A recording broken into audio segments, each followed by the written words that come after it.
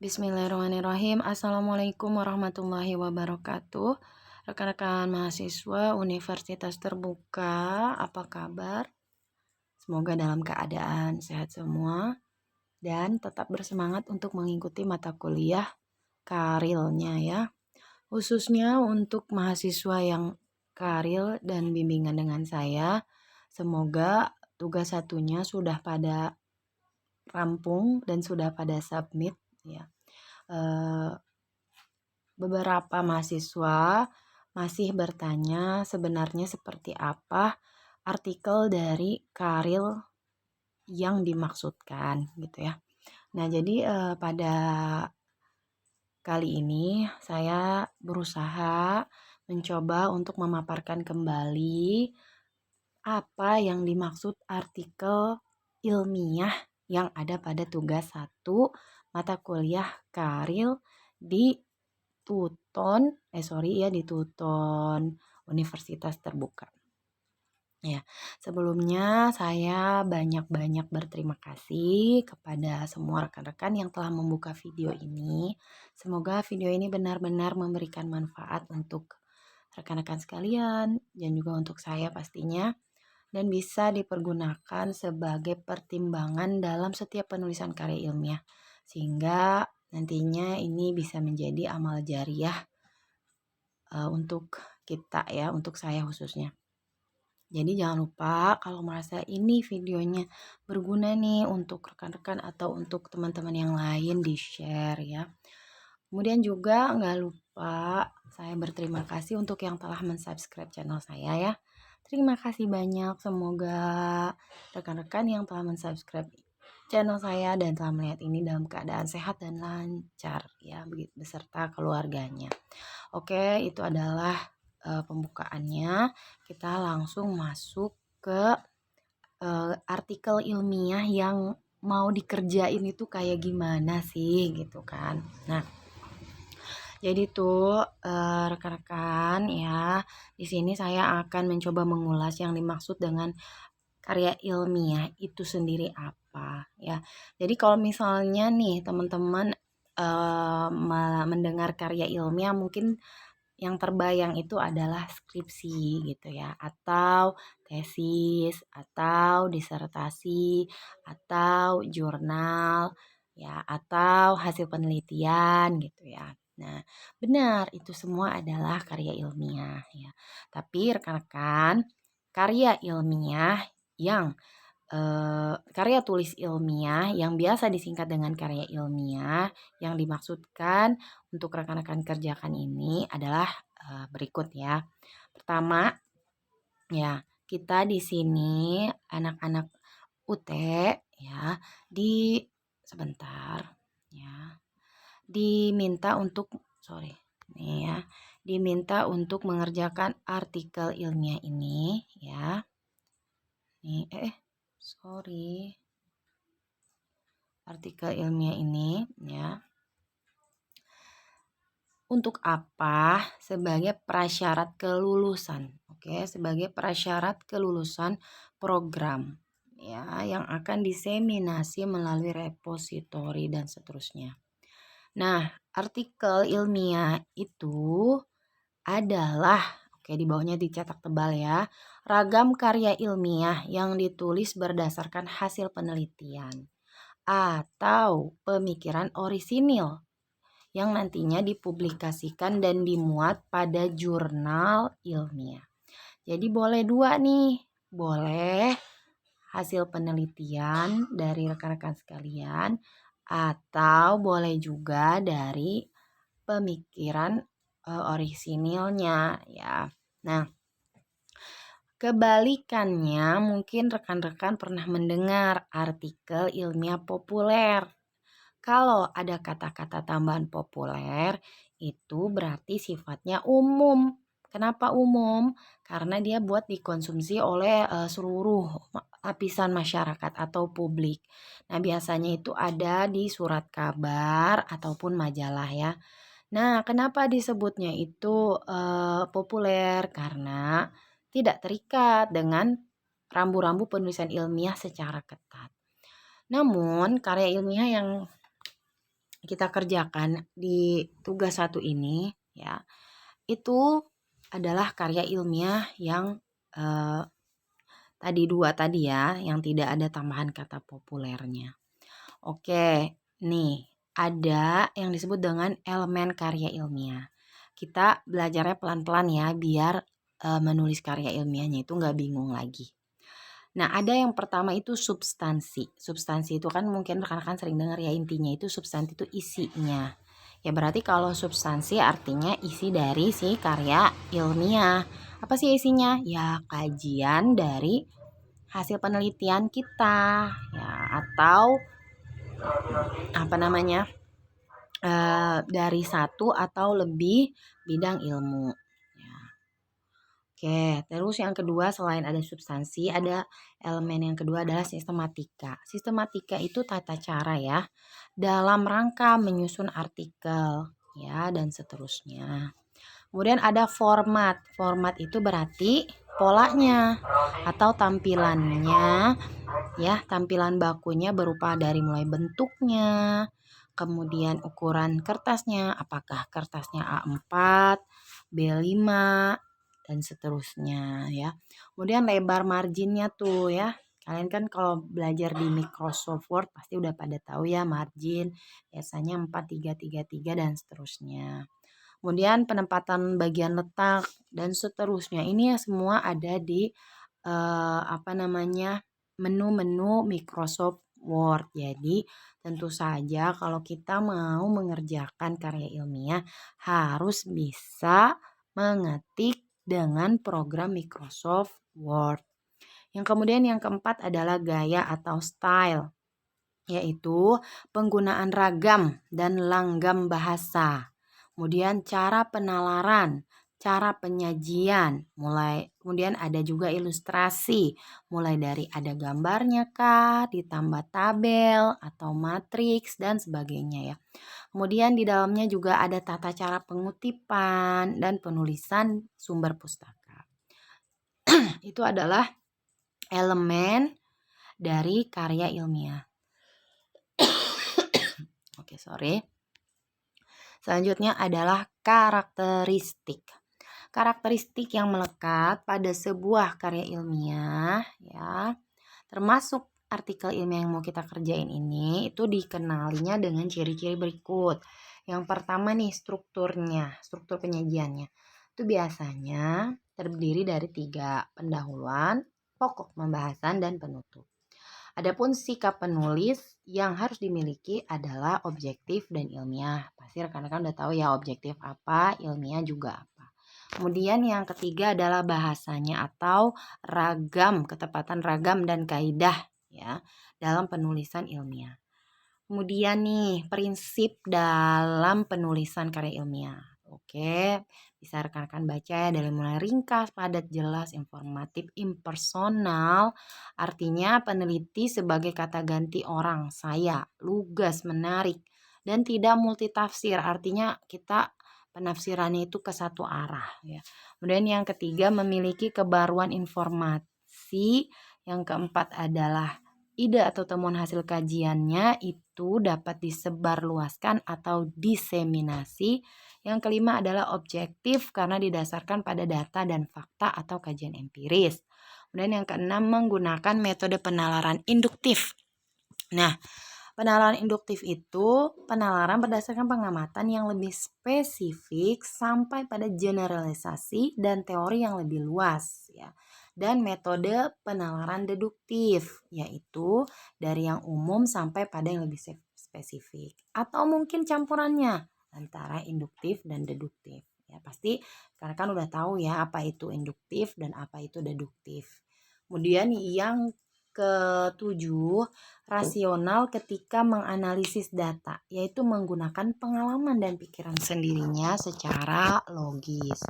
Yang kedelapan, menggunakan kaidah dan ragam bahasa Indonesianya yang baku, yang langgamnya itu forman saintifik dan di ciri-cirinya adalah ya, dicirikan sebagai berikut. 1, kalimatnya efektif. 2, keterkaitan antar gagasan, memperhatikan kesatuan, kehematan, penekanan, dan variatif. ya. Kemudian yang ketiganya itu konsisten dalam penggunaan ejaan bahasa baku dan peristilahan. Kemudian pemilihan ragam bahasa tulis bidang ilmu, misalnya ekonomi untuk karya di bidang ekonomi. Kemudian yang kelima, kriteria penggunaan bahasa bersifat lugas, logis, efektif, efisien, dan sistematis. Nah, sekarang saya mau nulis karya ilmiah, sumbernya dari mana? Gitu kan. Nah, pada era teknologi informasi ini ya, sumber informasi itu diakses dengan mudah untuk rujukan penulisan karya ilmiah. Ya kan udah ada teknologi gitu bahasanya ya. Kemudian substansi literaturnya itu yang menjadi sumber penulisan itu adalah konsepnya. Bisa beserta variabelnya, teori-teori yang ada di dalamnya, modelnya, kerangka pemikirannya, atau mungkin hasil temuan penelitiannya ya, yang terkait dengan masalah penulisan si karya ilmiah itu. Nah, jadi ada misalnya jutaan buku atau mungkin artikel atau referensi ya. Itu tidak hanya tersedia mungkin dalam bentuk yang tercetak, tetapi juga sekarang udah ada di dunia maya dan itu terekam. Ya. Ada yang berbayar, ada yang gratis, ya dan seterusnya. Ada terbitan yang berkala, misalnya jurnal, ya, proceeding seminar, atau ada disertasi, tesis, skripsi, laporan, baik perorangan atau lembaga, media massa, konten website, rekaman video dari si pakar atau ahli, di serial TV, webinar, dan seterusnya. Bisa rekan-rekan lihat di tulisan layar ini, ya. Itu adalah contoh lain yang dapat digunakan sebagai sumber penulisan ya. Jadi kalau teman-teman nanya, aku mau nyari nih sumber untuk nulis karya ilmiah aku dari mana? Nah, di sini ya. Ini adalah sumber untuk penulisannya. Kemudian, langkah-langkahnya bagaimana nih? Nah, kalau kita mau menulis itu tidak bisa sekali jadi ya. Misalnya kayak kita mau nulis status di sosmed punya akun kita. Mungkin itu bisa dalam waktu 5 menit. Tapi kalau untuk artikel ilmiah tentu saja tidak bisa langsung. Nah, untuk langkah-langkahnya nih, apalagi yang untuk pemula ya, itu harus dilakukan sebagai berikut. Yang pertama adalah perencanaan. Ya, memilih dan merumuskan masalah sesuai topik atau judulnya. Kemudian sasaran atau siapa sih yang akan membaca tulisan kita. Kemudian tujuannya. Kemudian juga lingkup tulisannya. Ya. Dan mencari, memilih, mempelajari, mengorganisasikan bahan tulisan yang bersumber dari berbagai referensi. Kemudian yang ketiga adalah membuat kerangka tulisan atau ragangan atau outline yang akan memandu si penulis itu menyusun, mengembangkan tulisannya secara runut atau sistematis dengan tingkat kedetailan yang diinginkan dan tingkat kedalaman dan keluasan isi tulisan. Kemudian yang selanjutnya adalah penulisan. Penulis mulai menyusun karangannya berdasarkan kerangka karangan ya, yang sudah dibuat sebelumnya dengan atau mungkin tanpa adanya perubahan. Dan yang ketiga adalah penyuntingan, perbaikan, dan finalisasi. Nah, pada fase ini seorang penulis itu akan mereview dan memperbaiki tulisannya. Bisa jadi berkali-kali ya untuk menjadikan bahan itu matang gitu ya. Bahkan mungkin tidak hanya berubah dalam tulisannya, tetapi kerangka karangan yang dibuat di awal itu bisa saja berubah. Jadi membuang, menambahi, melengkapi draft tulisan itu hingga jadi sebuah tulisan yang dianggap selesai itu butuh proses ya. Artinya tulisan sudah utuh dan layak diserahkan. Nah, itu adalah beberapa hal tentang karya ilmiah. Adapun untuk etika akademik dalam penulisan karya ilmiah mungkin ini bisa dilihat ya. Yang pertama adalah etikanya, nilai-nilai luhur yang wajib ditaati oleh sivitas akademik baik dalam berpikir, berperilaku, bersikap maupun bertindak dalam mengimplementasikan pengetahuan dan seterusnya ya. Ini bisa rekan-rekan baca ya. Kemudian juga etika akademiknya ya, fabrikasi data yaitu perbuatan merekayasa data, nggak boleh ya. Kemudian falsifikasi data, memalsukan data ya, nggak boleh. Atau yang ketiga adalah plagiasi, yaitu tindakan apa saja yang disebut dengan plagiasi: merujuk, mengutip frasa dan seterusnya. Bisa kalian lihat di sini ya. Itu adalah arti dari plagiasi. Kemudian kepengarangannya tidak sah, bukan kalian yang buat ya.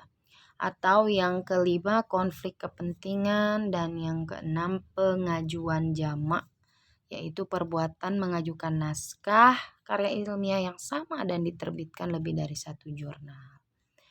Oke, ini adalah peraturan-peraturannya ya tentang plagiarisme. Sanksinya juga bisa dilihat. Kemudian nih, sorry ya,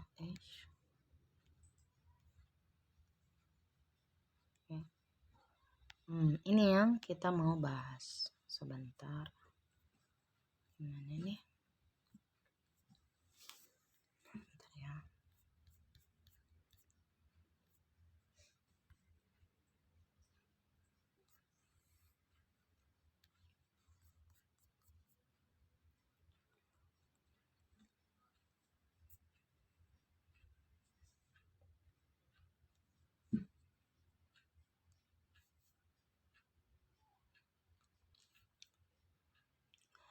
Nah, ini untuk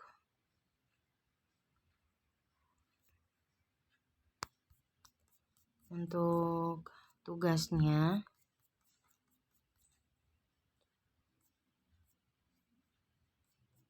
Sebentar ya, tadi ke back.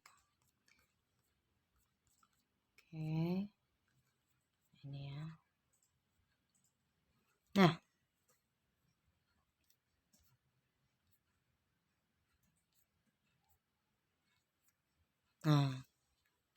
struktur, format, dan sistematika artikel ilmiah.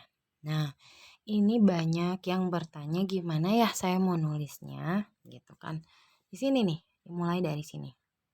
Nah, jadi strukturnya itu rekan-rekan bikin 3 nih. Ya, ada pendahuluan, ada isi atau pokok pembahasan, dan yang ketiga ada penutup.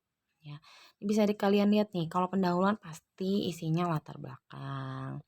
Kemudian gambaran latar belakang yang menggambarkan pentingnya topik yang akan dibahas, kemudian tujuannya, dan juga ruang lingkup penulisan.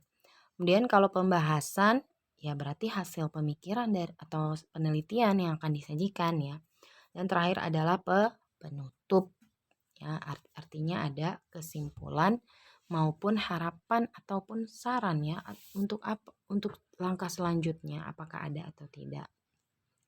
Nah, formatnya untuk tugas 1 ini, nah rekan-rekan lihat formatnya itu ada jenis huruf Times New Roman ukurannya 12. Kemudian kertasnya nanti A4, nomor halamannya dan seterusnya ini bisa kalian baca ya. Kemudian nah, sistematikanya mulai dari judul, kemudian identitas penulisnya dituliskan seterusnya tuh ya.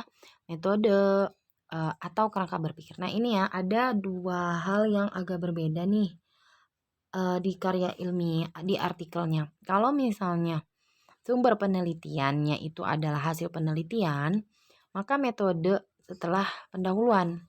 Tapi kalau misalnya kalian itu hasil pemikiran ya, berarti kalian pakainya kerangka berpikir ya. Berarti kalian itu menggunakan kerangka berpikirnya yang merupakan hasil kajian dengan penyajian bahasan atau kajian yang bersumber dari sumber bacaan, misalnya buku, artikel. Nah, ini yang agak berbeda ya antara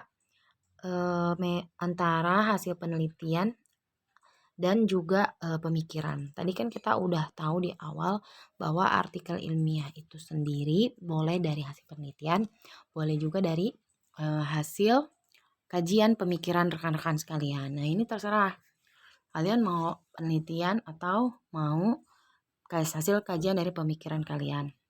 Nah, adapun mengenai judulnya, ya pastinya kalau yang namanya persyaratan ya udah pada tahu ya, yang namanya judul itu harus bagaimana ya, menggambarkan keseluruhan topik, kemudian kalau ada anak judul kata tidak mengulang kata yang digunakan dalam judul, maksimum 20 kata. Jadi jangan lebih dari 20 kata nih.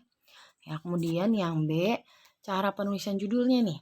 Ya, tuh harus diperhatikan Times New Roman 14, center, kemudian jika lebih dari suatu baris jaraknya satu spasi, huruf pertama pada setiap kata dalam judul dan subjudul digunakan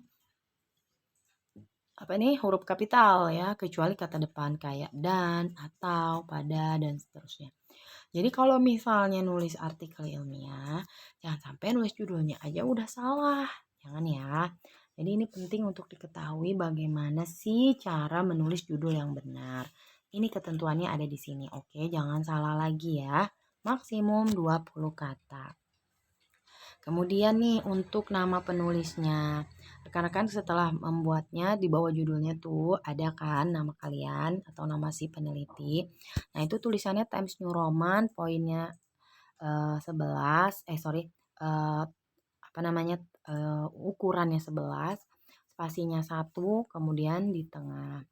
Kemudian namanya, nama penulis pertama dan nama tutor pembimbing sebagai penulis kedua dan tidak mencantumkan gelar akademik. Jangan ditulis gelarnya ya. Kemudian yang selanjutnya nama program studi, fakultas dan perguruan tinggi mahasiswa dan pembimbing. Ditulisnya itu di bawah nama semua penulis artikel. Oke, yang selanjutnya itu abstrak. Nah, abstrak bukan abstraksi ya, merupakan itu pernyataan singkat, jelas, dan akurat tentang isi artikel ilmiah. Nah ini nanti biasanya dibuatnya itu sebenarnya setelah selesai mengerjakan sampai kesimpulan. Namun saya akan membuat mungkin begini ya, kalau kita menulis artikel itu kita tulis aja dulu abstrak, di bawahnya kita tulis abstraknya secara at glance, maksudnya secara sekilas gitu ya. Nanti tinggal ditambahin kalau kita udah selesai mengerjakan secara keseluruhan. Karena bagaimanapun di dalam abstrak itu kan nama lainnya itu kita bisa tahu semuanya. Penelitian itu dari abstrak. Nah, yang pertama itu ada latar belakangnya, tujuannya, metodenya, hasilnya, implikasinya. Ya, jadi jangan sampai di abstrak itu nggak ada bagian ini. Ya. Kemudian yang B, terdiri dari satu paragraf aja. Ya, jangan sampai lebih dari satu paragraf. Kalau abstrak itu beda dengan pendahuluan ya. Kalau abstrak itu hanya satu paragraf dan kata-katanya tidak boleh lebih dari 200, tidak kurang dari 150. Jadi dihitung tuh kata-katanya ya. Kemudian ditulis dalam bahasa Indonesia, khusus untuk jurnal yang menurut pembimbing layak untuk dipublikasi pada jurnal internasional. Nanti abstraknya ditulis dalam bahasa Inggris kalau mau atau layak ke jurnal internasional. Kemudian yang keempat ditulis menggunakan huruf Times New Roman dengan ukuran 11 pt, kemudian italic dan jarak baris 1 spasi. Dan yang terakhir, pada bagian abstrak dilengkapi dengan kata kunci tuh atau keywords, yaitu kata yang paling bermakna. Nah, jadi rekan-rekan tentukan nih kira-kira keywordsnya untuk karya ilmiah saya nih apa ya. Nah, gitu. Itu ditulis merupakan alat yang digunakan untuk pencarian karya ilmiah. Jadi kalau ada orang mau nyari karya ilmiah, yang ngetik kata itu, keyword kalian itu yang kalian tulis dengan sama pencarian itu nanti keluar gitu. Nah itu nggak boleh, itu kata kuncinya antara 3 sampai 5 kata yang susunan itu berdasarkan abjad. Misalnya keywordnya ekonomi, koma, manajemen, koma, pemasaran. Ya, abjad ya, E, M, P gitu. Nggak boleh pemasaran dulu, baru manajemen, baru ekonomi, nggak boleh. Ya. Kemudian nih bagian 4-nya pendahuluan. Latar belakang, pertimbangan atau justifikasi pemilihan permasalahan yang menjadi topik artikel. Nah ini saya nggak bohong ya, orang-orang itu udah pada tahu bahwa penulisan latar belakang itu adalah hal yang paling sulit dan menjadi tolak ukur yang sangat penting diterimanya sebuah karya ilmiah. Jadi rekan-rekan harus benar-benar perhatikan apakah latar belakang kalian membuat karya ilmiah ini. Ya, nanti mungkin setiap tutor akan menjelaskan seperti apa sih membuat latar belakang dari sebuah penelitian itu. Ya, yang B adalah perumusan masalah yang harus dijawab nantinya di bagian hasil dan pembahasan. Jadi kalau nanti kalian bingung ini apa sih isinya perumusan masalah? Perumusan masalah itu adalah eh, apa-apa saja yang bakalan dibahas nantinya di bagian hasil. Ya, gitu ya. Kemudian yang C adalah tujuan, manfaat, fokus penulisan, dan keterbatasan tulisan. Ya, itu ada di bagian pendahuluan. Yang keempat adalah kutipan dari ahli, hasil penelitian, buku, artikel, sumber lain dengan ketentuan sebagai berikut. Ya, mulai dari relevan, ya, kemudian mencantumkan sumber kutipan langsung atau tidak langsung, disampaikannya singkat. Nah, ingat pada bagian pendahuluan ini ya sumber kutipan itu sekitar 10% aja dari keseluruhan referensi yang digunakan dari artikel ilmiah. Jadi gini, misalnya nih kalian satu artikel ilmiah itu ada referensinya misalnya berapa ya? 50 ya. Berarti di bagian pendahuluan itu maksimal 10% dari 50, berarti 5 doang ya.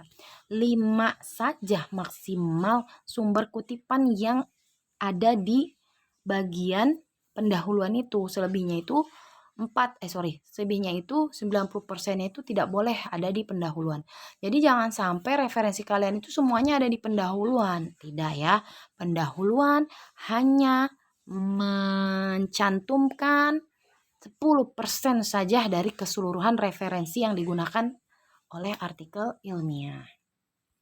Kemudian nih untuk metodenya atau kerangka berpikir, ingat ya tadi saya bilang artikel ilmiahnya itu kan ada dua, ada yang berdasarkan penelitian, ada yang tidak berdasarkan penelitian atau ditelitinya dikaji, didapatkan berdasarkan pemikiran atau kajian dari si peneliti. Jadi ada dua ya. Nah, bagaimana nih kalau misalnya dia menggunakan hasil penelitian? Berarti kan kalau hasil penelitian itu ada metode nih. Nah, kalau ada metode, berarti metodenya itu satu, jika digunakan bersumber dari hasil penelitian yang telah dilakukan penulis. Yang kedua, menjelaskan pendekatan metode, teknik, prosedur, dan seterusnya ya. Bagaimana dia mengumpulkan datanya, mengolah datanya, ya, dan seterusnya. Pokoknya metode dia untuk meneliti objek penelitian dia itu apa, itu dijelasin di metode. Tetapi kalau misalnya dia bukan penelitian, hanya berdasarkan hasil pemikiran atau kajian dia terhadap sebuah kepustakaan atau beberapa pendapat ahli atau sumber lainnya, ya, maka yang dia tulis bukan metode tetapi kerangka pikir. Nah, kerangka pikir ini memuat penjelasan atau gambaran mulai dari teorinya, teori-teori yang ada di judul itu ya, kemudian konsep-konsepnya apa aja, informasi yang bersumber dari hasil bacaan dan sumber lain yang terkait dengan topik yang digunakan. Nah, itu sebagai kerangka pikir atau sumber rujukan dalam membedah, menganalisis dan menafsirkan permasalahan atau solusinya. Jadi itu bedanya ya. Nah, ini saya memberikan kebebasan kepada rekan-rekan sekalian mau membuat artikel ilmiah yang pakai penelitian atau hanya sebatas pengkajian saja terhadap pustaka dan pendapat para ahli gitu ya. Itu terserah, balik lagi kepada rekan-rekan sekalian. Artinya kalau ada penelitian berarti kalian nanti ada metode gitu ya kan. Kemudian hasil dan pembahasan. Uraian pada bagian hasil pembahasan dibuat subjudul. Nah, kalau kita masuk ke bagian hasil dan pembahasan berarti dibuat subjudul yang bersumber dari tujuan, permasalahan, pernyataan, perumusan yang tercantum pada bagian pendahuluan. Nah, maksudnya begini, kita itu di dalam hasil itu adalah menghasilkan menuliskan seluruh yang ada pada bagian pendahuluan tadi ya. Kemudian pada bagian pembahasan itu ya dijabarkan tuh sub-sub tujuan, permasalahan, pertanyaan, dan perumasan masalah. Ya. Jadi isi dari hasil dan pembahasan itu adalah jawaban dari pendahuluan tadi ya, begitu ya. Nah, nanti pembimbing dapat membuat alternatif lain yang lebih tepat sebagai pengganti judul bagian bahasan dan pembahasan. Misalnya, 1. Bertolak dari tujuan atau pertanyaan atau permasalahan yang telah dibuat penulisan artikel dalam bagian pendahuluan. Yang kedua, menjabarkan pemikiran, temuan, analisis, dan penafsiran dilakukan penulis dengan dukungan pencantuman sumber pustaka yang merujuk pada referensi yang digunakan sebelumnya. Ya, jadi intinya bagian ketiga ini adalah hasil dan pembahasan. Kemudian untuk lebih jelasnya, penyajian dari hasil pembahasan itu bisa dilihat nih.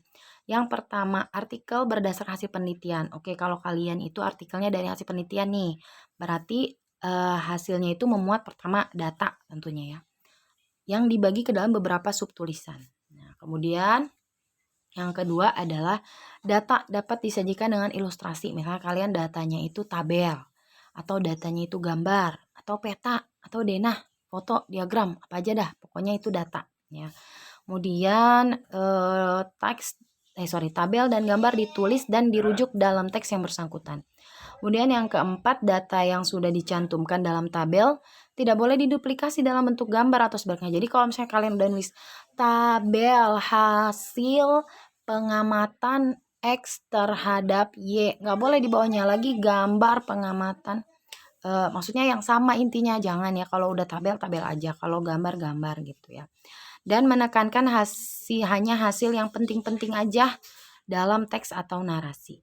Kemudian yang kedua adalah pembahasan, ya tadi kan hasil ya, kalau hasil kan ada data mulai dari tabel, gambar dan seterusnya. Tapi kalau yang kedua itu adalah pembahasan. Berarti kalau pembahasan nih mulai nih kalian mengeluarkan pendapat-pendapat kalian nih. Berarti ada analisis. Nah, analisis, interpretasi, penjelasan misalnya dari hasil kalian berupa PKL, magang atau penelitian ya. Kemudian yang kedua penafsiran. Ya, penafsiran kalian itu harus dikaitkan, nggak boleh menurut saya bla bla bla bla bla bla, tapi kalian tidak didukung oleh sumber pustaka yang penting dan relevan.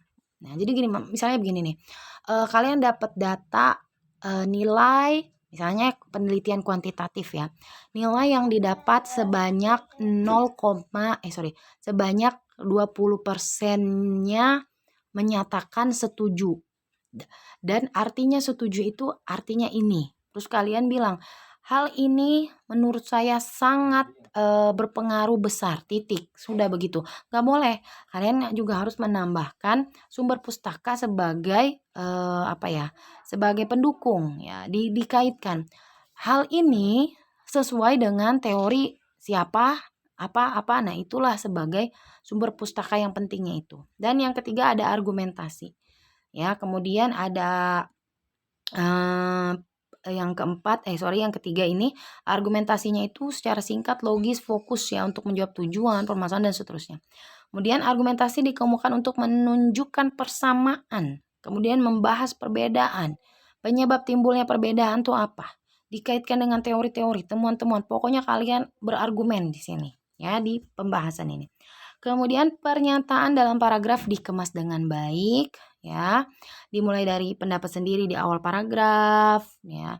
Kemudian diikuti dengan dukungan pustaka, diakhiri dengan kalimat penyimpulan serta ulasan dari beberapa pendapat peneliti sebelumnya.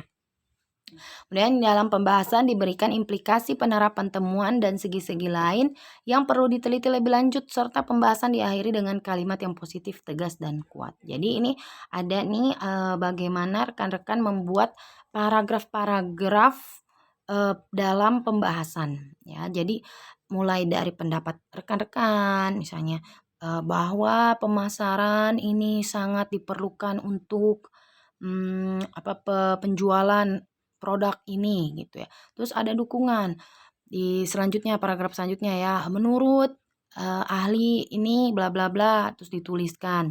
Terus akhirnya sehingga dapat disimpulkan, nah gitu ya. Jadi kalian ini berbicara itu dibandingkan loh gitu dengan rujukan gitu ya. Nah, yang B adalah jika artikel ilmiahnya bagaimana nih Bu? Saya bukan hasil penelitian, saya hanya menuliskan artikel ilmiah berdasarkan kajian dari para ahli atau literatur atau dari jurnal-jurnal yang saya dapatkan. Nah, boleh. Nah, maka penulisan pada bagian ini tuh dipayungi di bawah subjudul yang mencerminkan jawaban atas dari isinya itu adalah tujuan jawaban dari si tujuan, pertanyaan, perumusan masalah, itu ya bedanya ya. Kemudian sajian temuan fakta atau permasalahan dianalisis dan ditafsirkan dengan menggunakan pemikiran penulis yang bertolak dan ditopang dari berbagai sumber yang disajikan pada bagian kerangka pikir. Jadi patokannya kalau misalnya bukan penelitian atau bahasanya kepustakaan gitu ya. Kalian tuh menulisnya itu menulis mengkaji gitu ya, penulisan kalian itu adalah kajian gitu ya dari banyaknya banyaknya referensi yang kalian punya, kalian kaji, maka kalian itu pembahasannya itu adalah tentang jawaban dari tujuan yang kalian buat di karya ilmiah, pertanyaannya, perumusan masalahnya ya yang ada pada bagian pendahuluan itu terjawab di bagian pembahasan. Kemudian dianalisis, ditafsirkan ya oleh si penulis itu ya, bagaimana dia menulis itu, menafsirkannya itu juga mengacu pada para ahli yang sudah pernah mengemukakan atau menganalisis tentang hal itu. Jadi kalian juga berpendapat di situ ya. Jadi disitulah letaknya bobotnya bahwa kalian itu sudah mengkaji loh. Nah gitu ya. Terakhir ada simpulan atau saran rekomendasi. Nah, simpulan itu bukan sebuah ringkasan ya, tetapi bersumber dan disarikan dari temuan konkret dan penting ya dari uraian pada bagian hasil dan pembahasan sebelumnya. Satu, jangan mengambil kesimpulan yang tidak pernah dibahas, tentulah ya. Yang kedua adalah jangan menyimpulkan sesuatu dari data yang kurang lengkap atau bahkan data yang tidak ada sama sekali. Ya. Sementara itu kalau saran dan rekomendasi ini tentang ide baru yang timbul dari pembahasan dan komentar berharga untuk penelitian kajian lebih lanjut. Adapun daftar pustaka yang dibuat untuk tugas 1 ini sekurang-kurangnya 10 referensi, 5 diantaranya dari jurnal nasional atau internasional, kemudian isi referensinya itu harus relevan dan hanya memuat sumber pustaka yang benar-benar dirujuk, dan penulisan daftar pustakanya itu disusun secara alfabet atau sesuai ketentuannya ya. Nah itu adalah menurut saya udah jelas ya artikelnya itu mau dibawa kemana. Jadi intinya adalah rekan-rekan sekalian itu harus menentukan dulu mau penelitian atau mau kajian kepustakaan, baru kalian bisa melihat bagaimana itunya nih ya. Saya perlihatkan dulu ya, mungkin intinya itu rekan-rekan harus bisa membedakan ya, harus bisa membedakan mana yang oke sebentar, saya cari dulu takut salah.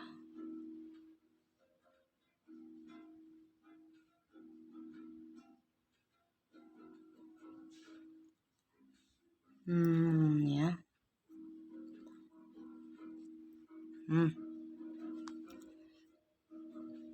Aduh mana ya? Nih, saya dapat ini dari YouTube ya. Menurut Bapak ini, bentar saya gedein. Bentar ya. Handphone sayanya. Nah.